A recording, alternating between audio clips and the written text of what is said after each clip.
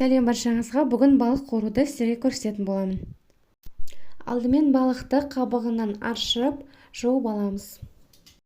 Құйрық жағындағы тіліктен пышақты салып, басына қарай кесіп шығамыз.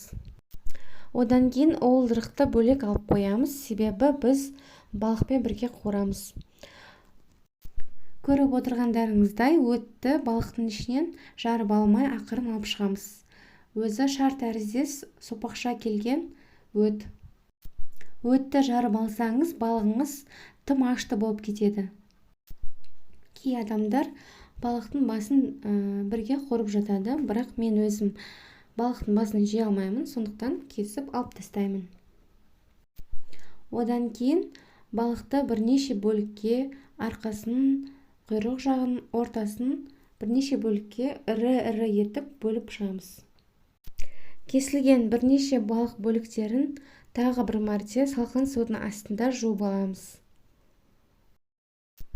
Содан кейін бір ас қасық тұз алып, балықтың үш жағын және сырт жағын жақсылап сеуіп, қолмен жағып шығамыз. Одан кейін тереңдеу бір тарелканы алып, ішіне ұнды толтырып саламыз. Сонда бізге балықты аунатып, ұнды жаққанға өте ыңғайлы болады. Кесілген балық бөліктерін ішін және сыртын жақсылап ұнға аунатып аламыз. Және бөлек алып қойған уылдырықты ұмытпаймыз. Уылдырыққа да үстіне кішкене тұз сеуіп, бір шым-шым тұз жетеді. Тұз сепкеннен соң ұнға бір аунатып аламыз. Достар, сіздерден өтініш, Тикреттегі ананы қолдау мақсатында осы YouTube каналыма подписка жасап кетсеңіздер, қалауларыңызша лайк және комментарий қалдырсаңыздар болады. Ары қарай сковородкамызды қыздырып, ішіне бір кружка май құямыз. Одан кейін жаңағы дайын болған балықтарды бірнеше бөліктерін бір уақытта саламыз. Балықтың қуырылу уақыты балықтың ірілігіне байланысты. Қатты ірілеу болса, балығыңыз қайнап жатқан майдың ішінде оң жағында 10 минут, сол жағын 10 минут қуырып алсаңыз болады.